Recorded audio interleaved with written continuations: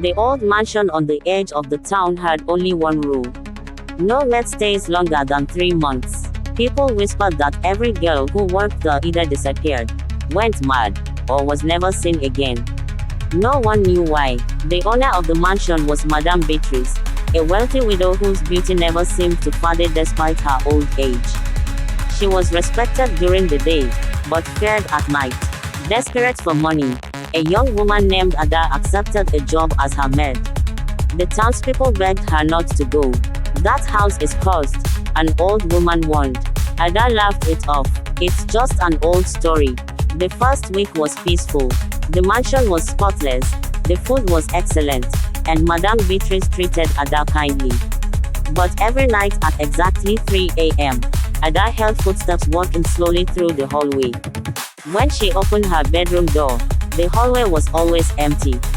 Then she began hearing whispers behind the walls. "Leave before it's too late." One morning, while cleaning the attic, Ada discovered dozens of old photographs. Every picture showed a different maid.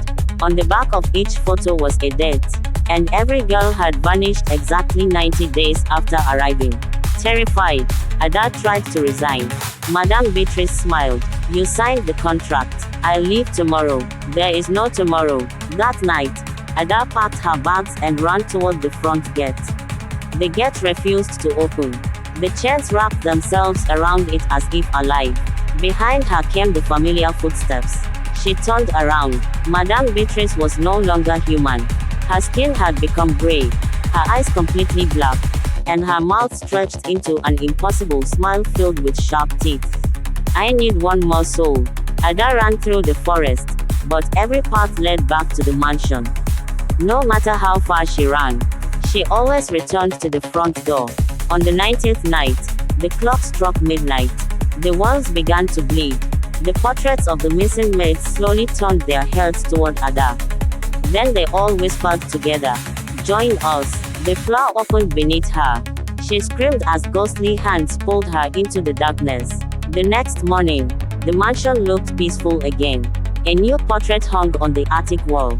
Ada's smiling face. Weeks later, another young woman arrived looking for work. Madame Beatrice opened the door with the same gentle smile. "Welcome," she said softly. "We've been expecting you." The front door slowly closed behind the new maid. From inside the attic, Ada's voice whispered, "Run," but it was already too late. The end.